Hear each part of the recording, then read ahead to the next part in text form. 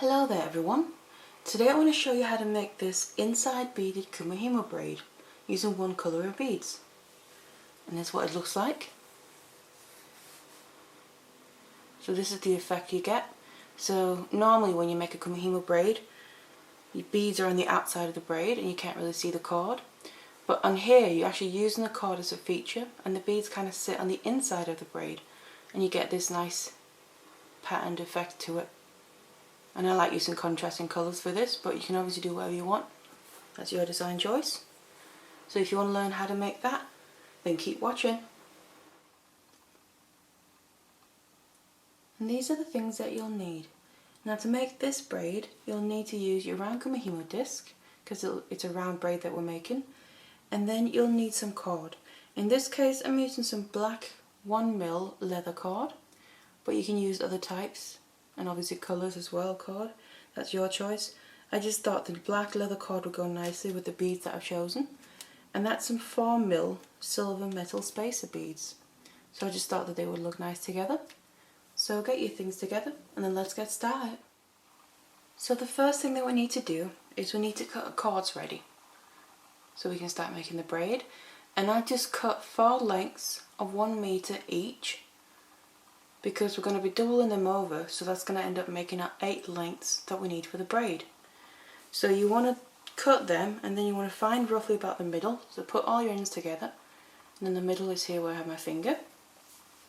And then the way I do it is I just get something, it can be a scrap piece of wire, it can be some other cord or something, or even just tie a knot, like a regular knot. It's just to pinpoint where the middle is, but also to help keep the cords together. Like so. So that's how I'm going to start it off. So I now have my cords ready and we need to place them on the disc.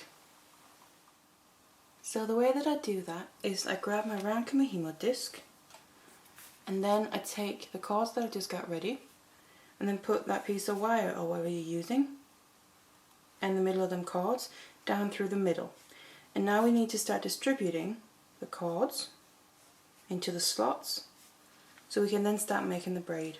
And now this is just a regular 8-strand braid, so all you do is put 2 on the top dot around there and then another 2 around the dot on the side,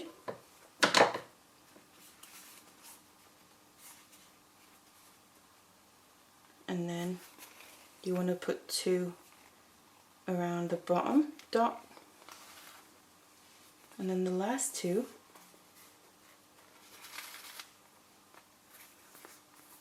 you want to put them around the other dot on the side. So there you go. So that's the setup for your basic 8-strand Kumihimo braid. And then what we need to do now is just do a little section of just braid without any beads, so we have something to finish off a braid at the end. And because this is a regular 8-strand Kumihimo braid, so just a basic one, all you do is I just grab my top left one first, bring it down over everything, stay on the left side on the bottom, and then bring the bottom one up to the top and stay on the same side as well. Turn it, then bring the top left down and the bottom right one up. And this is just how I do it, that's what comes natural to me. You might have a different rhythm of doing it. And just keep turning a disc. And then this first section I'm going to make about somewhere between 1 and 2 centimeters long before we start adding in the beads. So I've now made a little section of just my braid with my cord for about 1 to 1.5 centimeters, just so we have something to finish it off at the end. And now it's time when I'm going to start adding in my beads.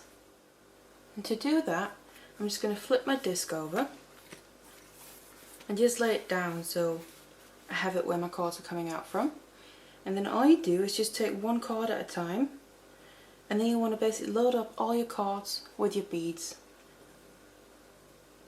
And now, like I said, I'm using some 4mm spacer beads here in silver. So all you need to make sure of with your beads is that you're using some beads where the hole is large enough for your cord to go through. But otherwise you can use many different kinds. These are just what I'm showing you with the example. So you just keep putting your beads on here. Load up all your cords with beads. And now I'm going to put about 30 beads on each length of cord. If you put the right amount on, it doesn't really matter, because you can either add more beads as you go with the braid if you haven't quite put enough on, or if you put too many on, you just don't use them all. So that's what I'm going to do. About 30 on each, and that's going to give about a 7.5 inch bracelet. So that's a rough guideline to what you'll need. Now I've finished adding all my beads to all my lengths of cord, and I'll just finish off the ends by making just a simple knot in the leather, like so. Because it's the leather I'm using and it's thicker cord, you can most likely get away with just making a knot like this, and then it'll hold, and you can just let your beads go and then work with it like this. That's how I normally work with this specific thing.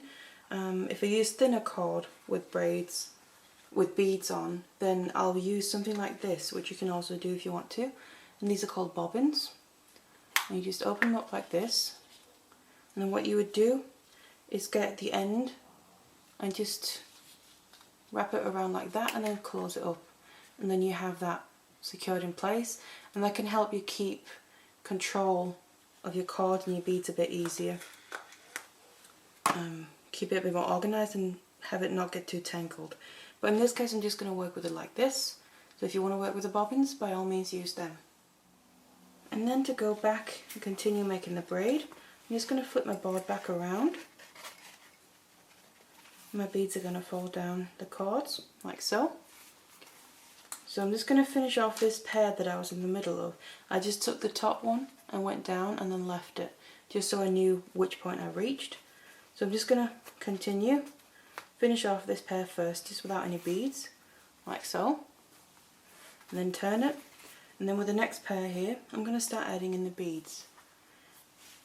Now, just to show you the way you would normally add beads to a Kumihimo braid, where the beads are on the outside of the braid, you would normally release the cord, let one bead drop down, and then you would have the bead fall underneath and like tuck in the bead there.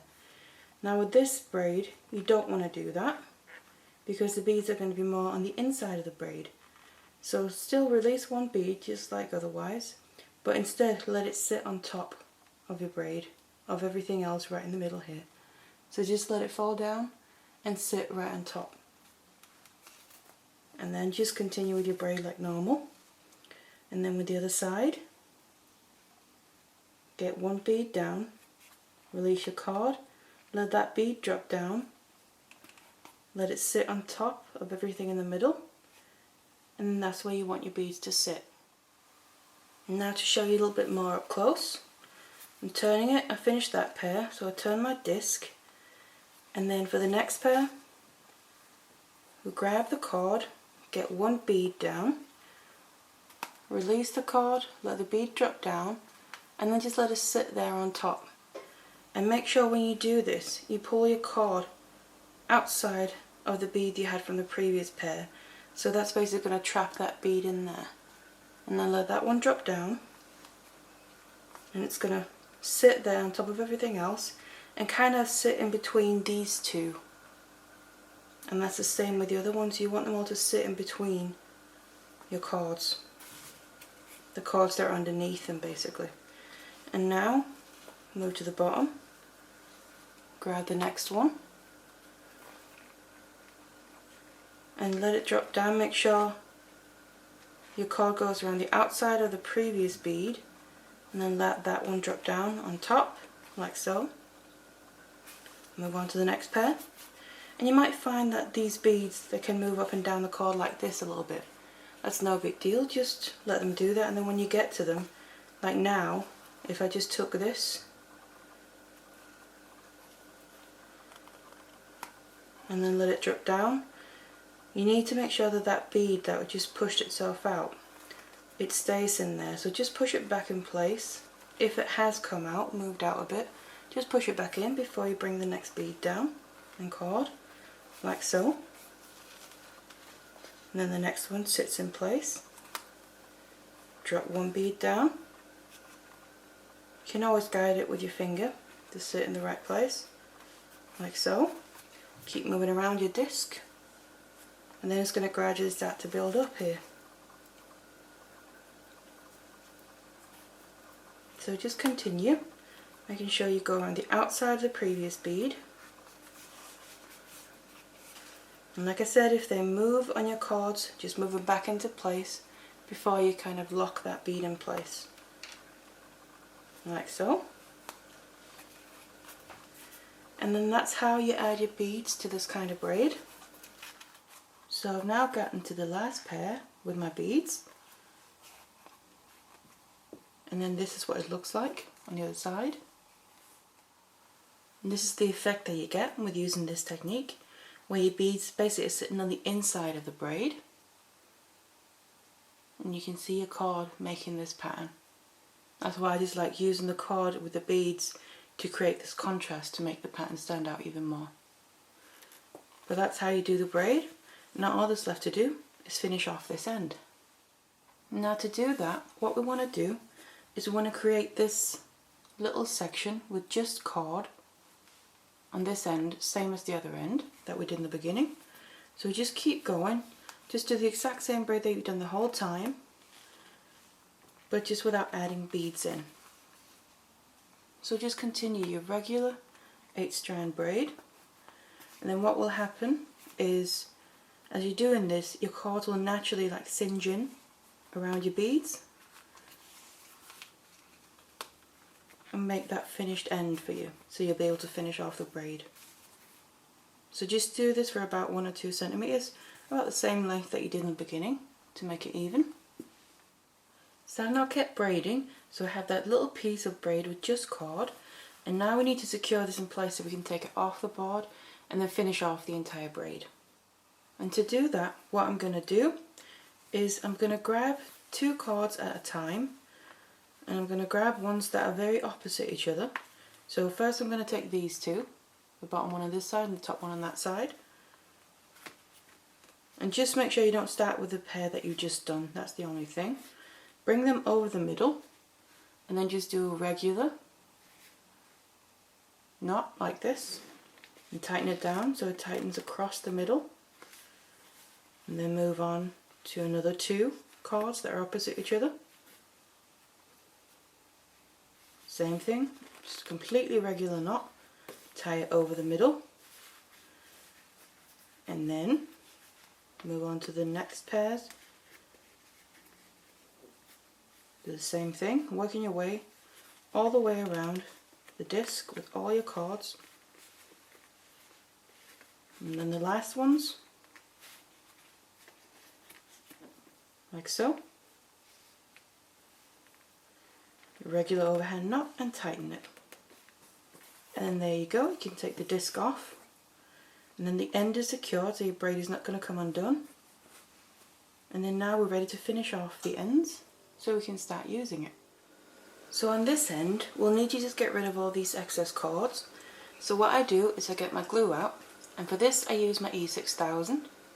I like using this in general for finishing off Kumihimo pieces. And then I normally just use a toothpick as well to help distribute the glue. So I just take some of my glue on a toothpick. Doesn't have to be too much, just enough to secure all your knots in place. And then I just put some at the end here around the knots that we just made to secure the end. Just gently, it doesn't have to be too much. Just so you can cut off the ends here without your knots coming undone. Like so, and then you want to leave this to dry. And then when it's dry, cut off all these ends as close as you can to your braid. And then we'll be ready to finish it off. So I've now gotten rid of all my ends, and now what we can do is go in and use our Kumihimo ends. So I just used these for that, little bell-shaped one. And you can get these in loads of different sizes to fit on your braid. So just get the ones that will match on the size of your braid. You can always test them out before you actually glue them on. And again, I'm going to go back in and use my glue, the same glue that I've just used, and my toothpick as well, because I need to get this into that Kumihimo end now. And it's good to use a toothpick for that because you can get right in there. And then you just need to get your glue inside and then distribute it around to make sure to get it all the way to the bottom, all the way around the sides. Get a good coating. Now you don't want to put too much glue, you don't want to completely fill it up with glue, because you got to remember you need to put your braid in there, so that's going to take up space. Just a decent amount to coat all the sides, so when you put your braid in, it'll grab onto both the Kumihimo end and your braid, like so. Because you don't want too much spilling out when you're putting your braid in there. You don't want too much glue coming out of it. And then all you do is put that on the end, press it on there. Recommend just give it a nice press and then just moving it around a little bit to make sure that the glue gets nicely into your braid as well, so it ends up being nice and secure when it dries. So that's the one end, and then you just want to leave that to dry. Let it dry completely, and then you have these loops at the end where you just attach whatever findings you want to use. And on the other end, of course, you want to finish that off the exact same way. Just remove your piece of spare wire or cord or whatever you've used, and then you're just ready to straight on put your Kumihimo end on here the exact same way, and then you can put your findings on both ends and then create it into the bracelet you want, like so. So that's how you make this braid, an inside beaded Kumihimo braid with just the one colour of beads. So I really hope you enjoyed that, and thank you very much for watching. Hello there everyone. Today I want to show you how to make this wirework bracelet made from a simple 3-strand braid adding beads. And this is what it looks like. So this is the effect you get. And this is using rondelle beads, but you can use other kinds as well, other shapes. And then you have the clasp. So if you want to learn how to make this,